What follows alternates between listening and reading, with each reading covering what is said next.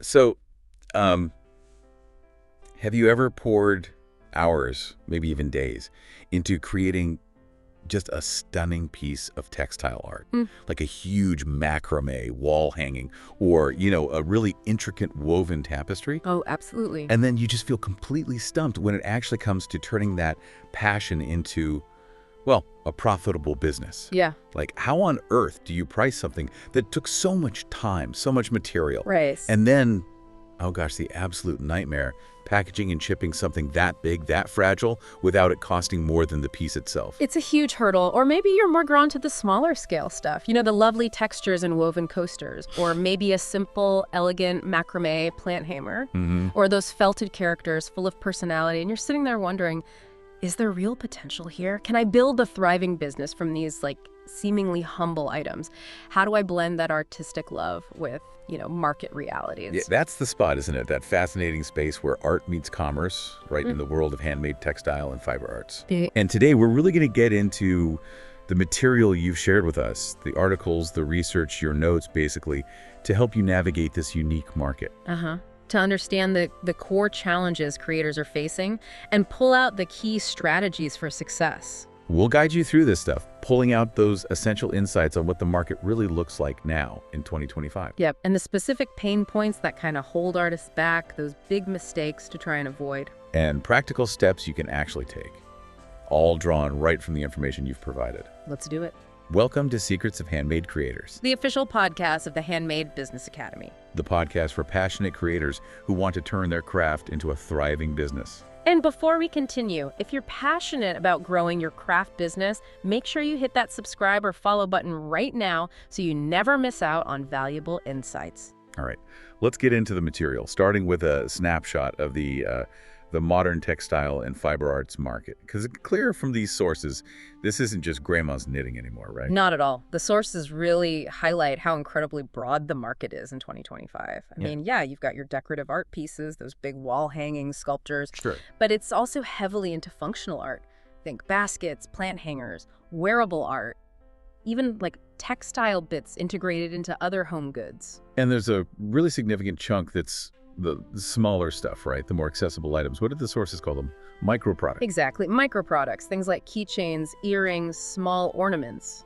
And these are really crucial, How so? Well, the material points out they offer lower cost ways for customers to buy in. Plus, they provide really valuable cash flow for creators. And then there's the whole digital and DIY side too. Patterns, kits, online workshops. Right. Letting artists scale their knowledge beyond just making physical things. It feels like the appeal, though, is tied into something deeper than just how it looks. Oh, it absolutely is. The sources really emphasize these unique connection points. Things like sustainability, using natural materials. Authenticity. Authenticity, yeah. Yeah. That feel of something truly handmade. And the chance for personalization.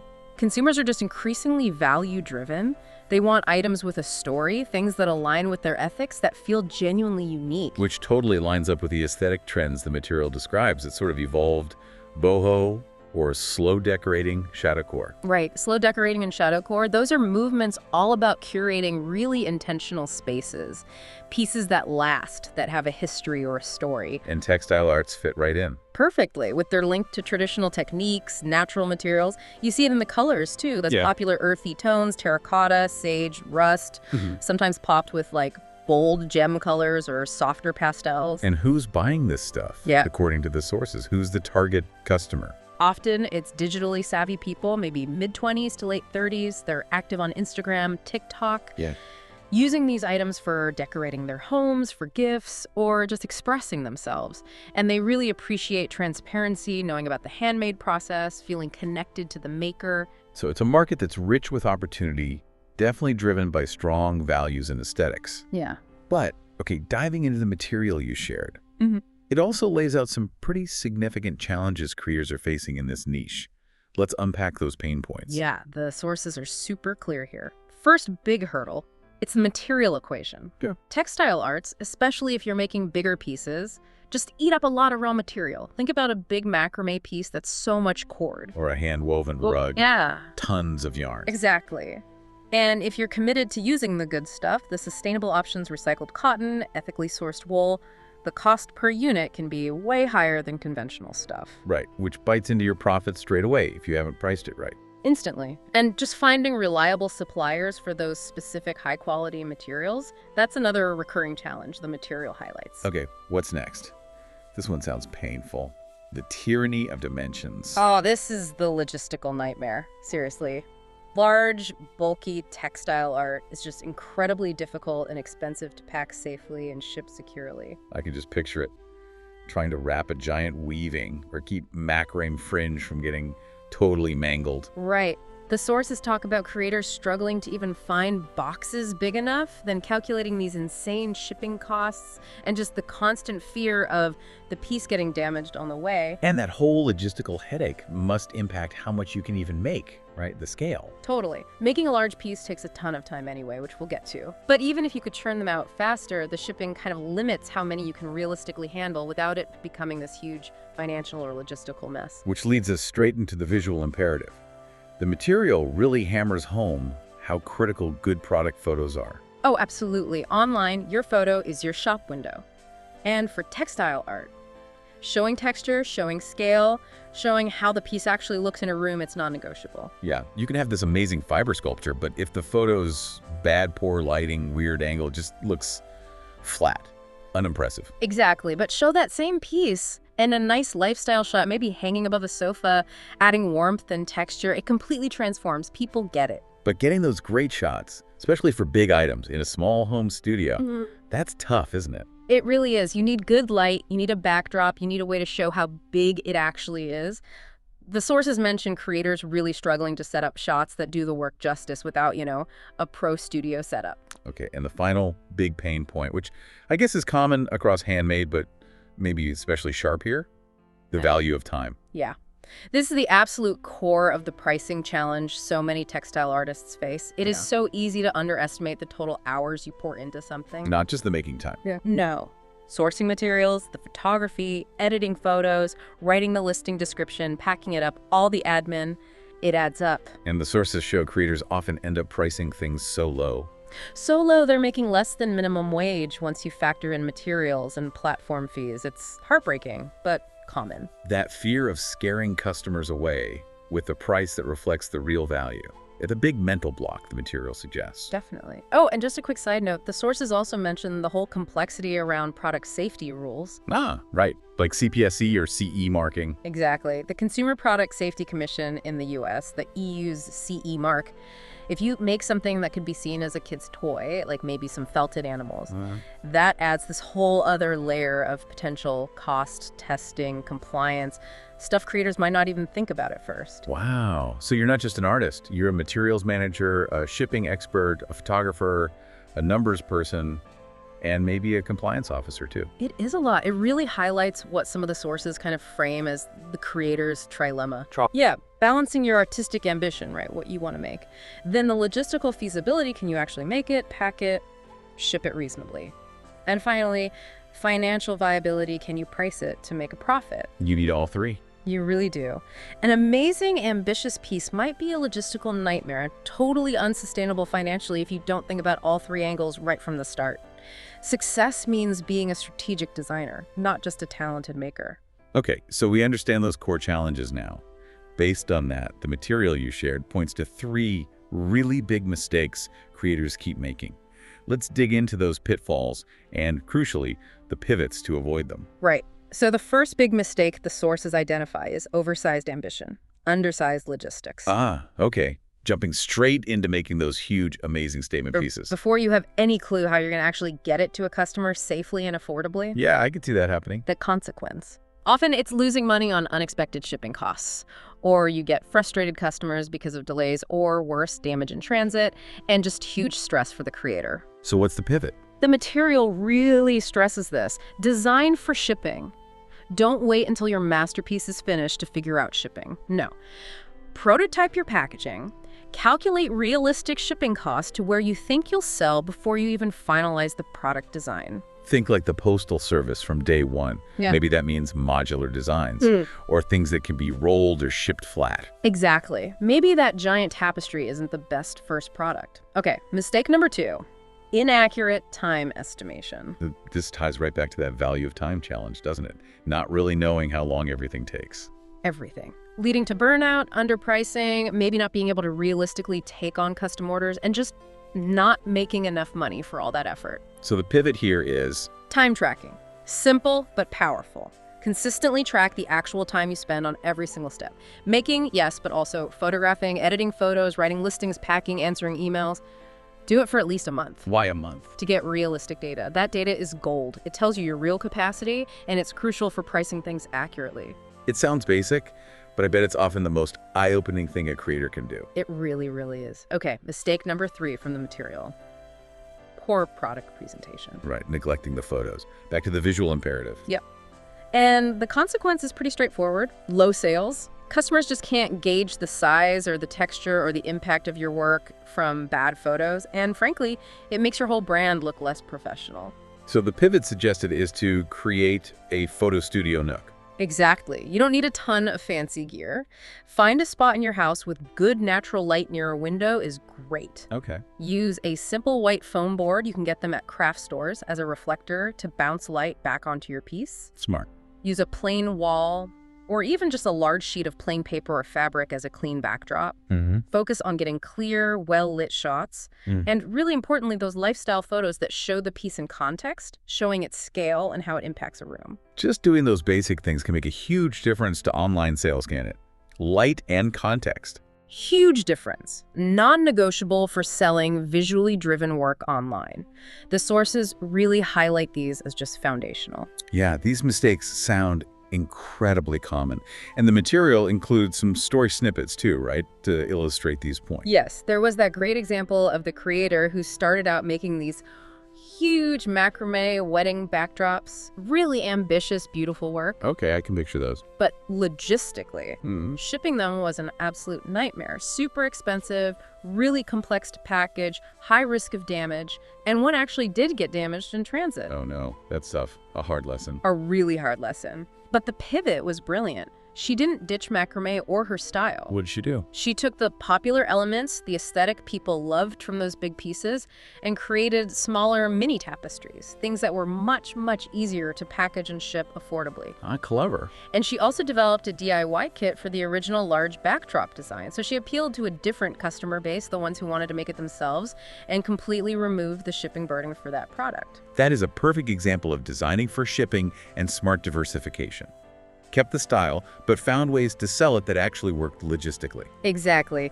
And the mini tapestries and the kits, they became bestsellers, according to the story. What a great takeaway from the material. Adapting your product strategy without totally compromising your artistic vision. It's really insightful. Okay, now looking through the questions raised in the material you shared, there's a really good one here from Sarah. She asks, I spend so many hours creating my woven wall art, but I feel like I have to price it really low to get sales. How do I charge what my time is actually worth without scaring customers away? Oh, Sarah, that question hits home for so many creators. It ties right back to that value of time challenge you talked about. That fear is real. So beyond just the formulas, materials plus time plus overhead plus profit, what's the advice? Especially on the mental side. Well, the sources suggest it's really about shifting how value is perceived, both for you, the creator, and for the customer. Shifting perception. Yeah. Your price isn't just about the hours clocked and the cost of yarn. It's about your unique skill, right? The years of practice you've put in, your artistic vision, the quality of the materials you chose, the story behind that specific piece. Okay. So when you use those high-quality photos we talked about, when you tell the story of the piece, where the inspiration came from, the process involved, maybe the sustainable materials used, you're actively building that perceived value. So you're not just selling a thing. Exactly. You're not just selling a wall hanging. You're selling the warmth it adds to a room, the unique texture, the focal point it creates.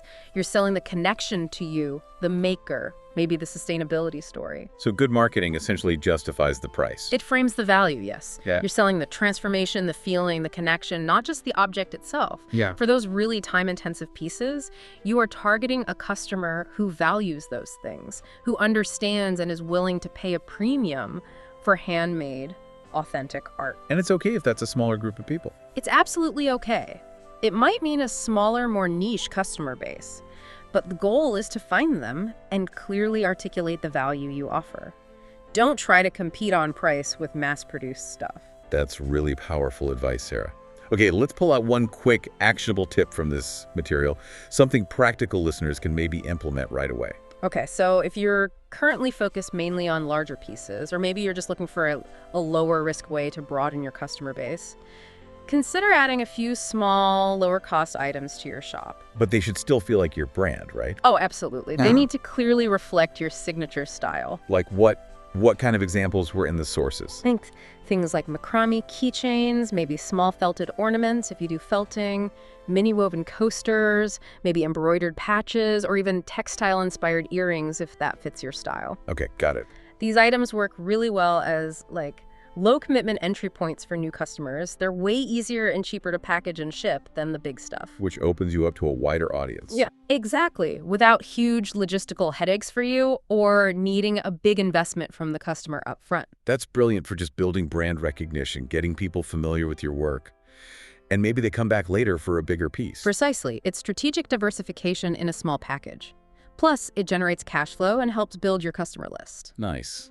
Okay, let's turn to another key insight from the sources, that case study you mentioned. It deconstructs a success story. This is Rhea from India. Yes, Rhea. So she focused really tightly on one core product. Minimalist macrame plant hangers. Okay, a clear niche. Very clear. She perfected a design that looked great, was lightweight, and crucially could be shipped really efficiently, sometimes even flat packed. Smart. And her marketing, the sources noted, heavily leveraged Pinterest.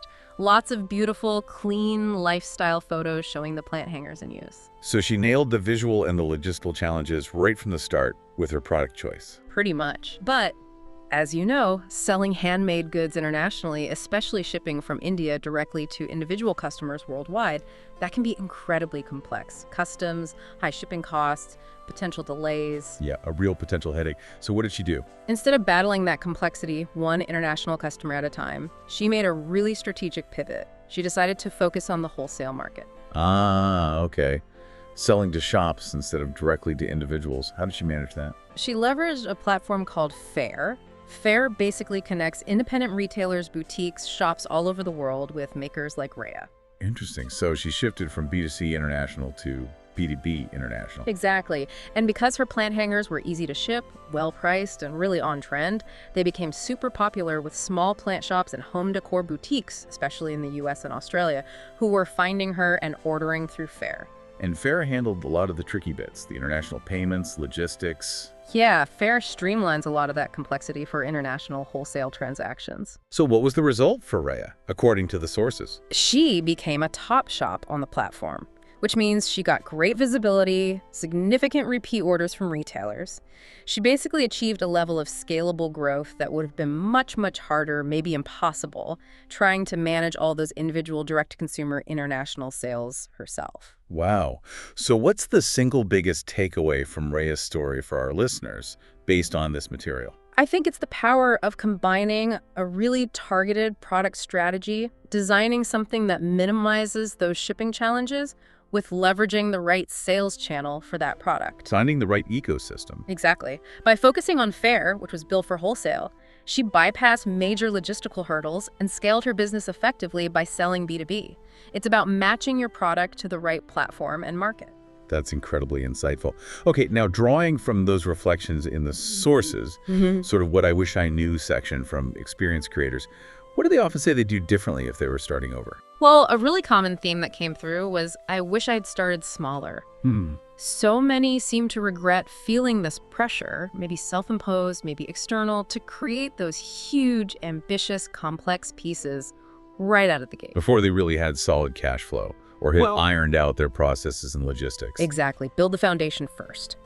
Hone your craft and your business skills on items that are less complex logistically. Makes sense. What else? Another huge one. I would have invested in good photography from day one. Ah, yes, the photos again. Consistently, the sources show experienced creators looking back and realizing just how much bad photos held back their early growth. They get it now. Quality visuals aren't an expense. They're a fundamental investment for any online handmade business. And you don't need to wait until you can afford a pro photographer or fancy gear, right? Not at all.